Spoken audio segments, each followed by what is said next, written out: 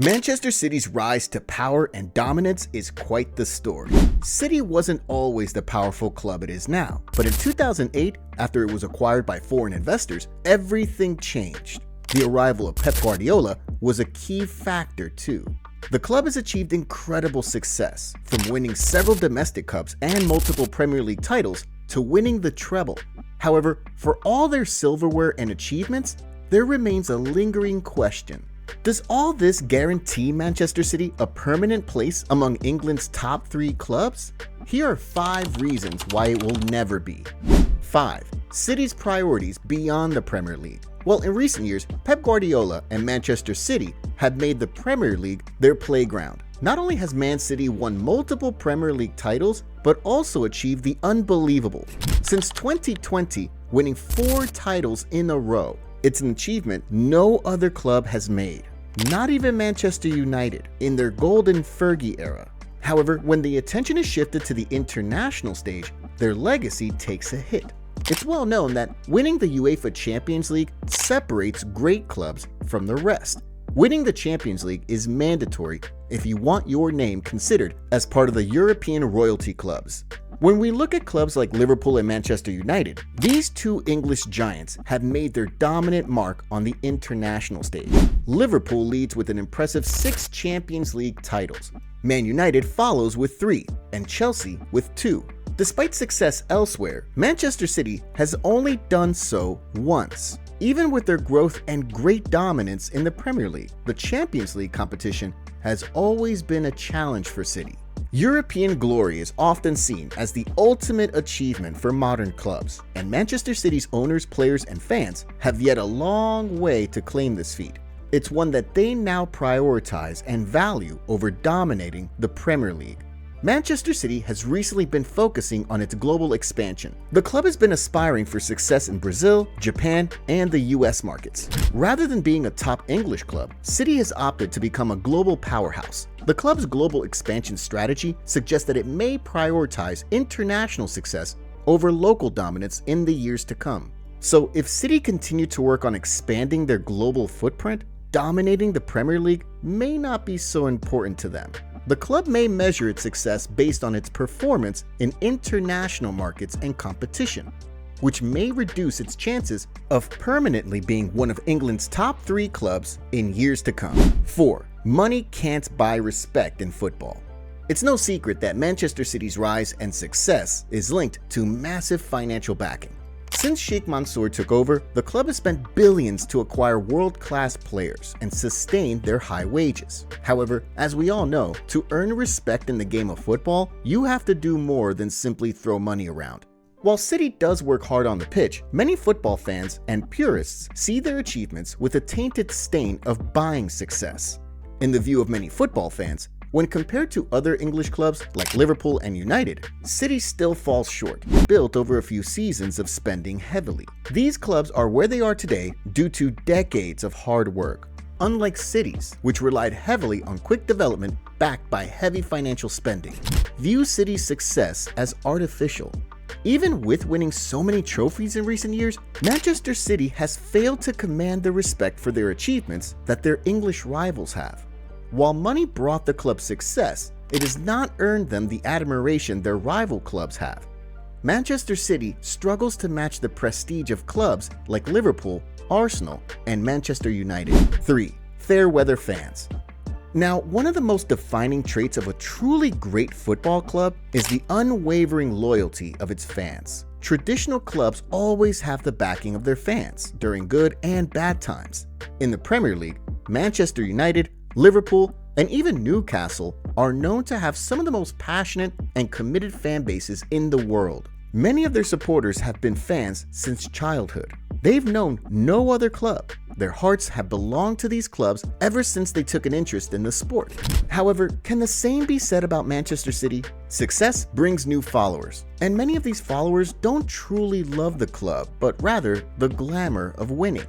A good example of this is Manchester City. Before City became a big club, with all these achievements and trophies, it had almost a countable number of fans.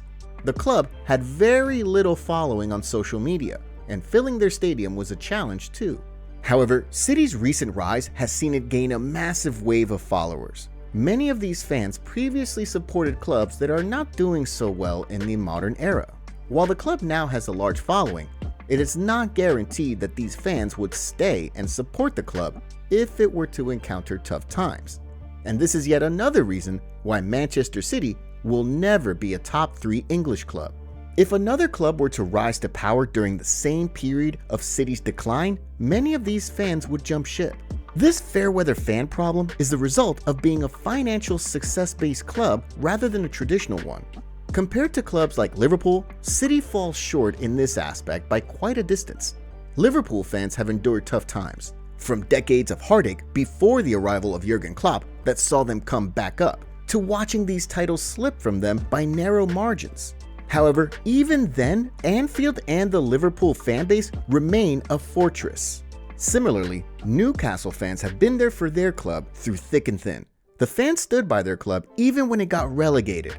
United fans remain strong despite the great downfall the club experienced after the departure of Sir Alex Ferguson. City's new fan base, on the other hand, exploding after the club's recent success, might not offer the same resilience during tough times. Over time, this could erode the club's foundation of support, which is crucial for determining if a club is top tier. 2. City Football Group's global expansion.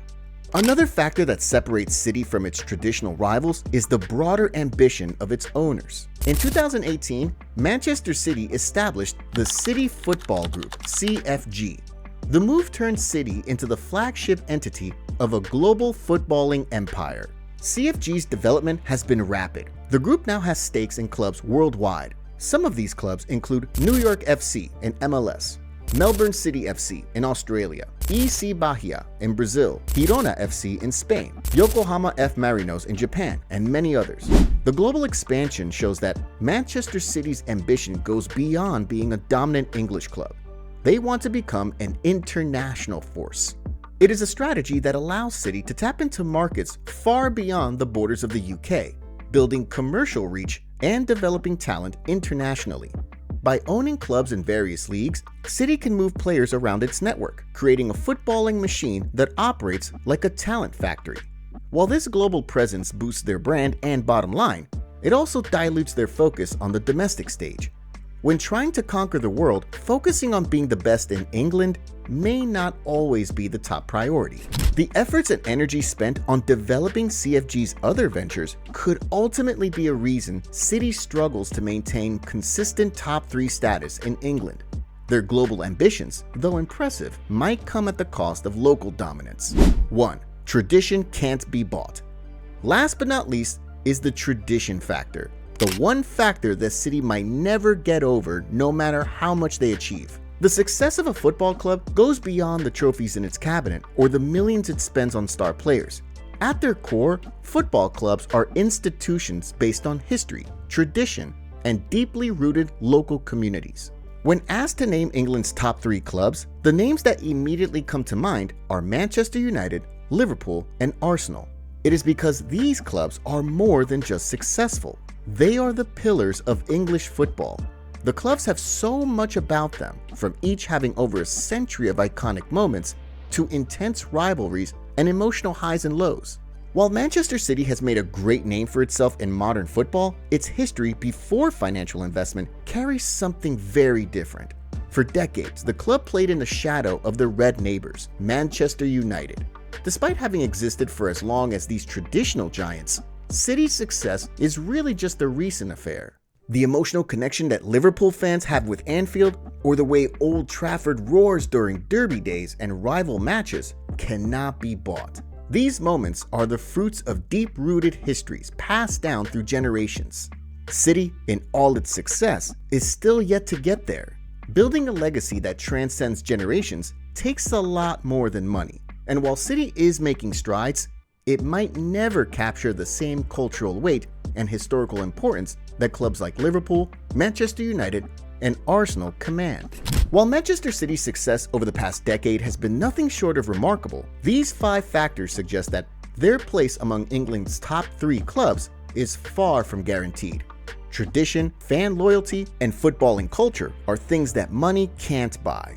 City's ambitions that stretch beyond dominating English football, and the perception that they bought their way to the top could also, in the long run, prevent them from standing shoulder to shoulder with the true giants of English football. So, will Manchester City's global focus and pursuit of European glory lead them to be remembered as one of the best in the world? Or could it cost them their place at the top of the English game? Only time will tell. But one thing is certain, they're playing a different game altogether. Do you have your own thoughts on this topic or another football debate that you'd like us to cover? Drop your suggestions in the comments below. We'd love to hear your ideas, so let us know what you want to see next. Remember to subscribe for more in-depth football analysis.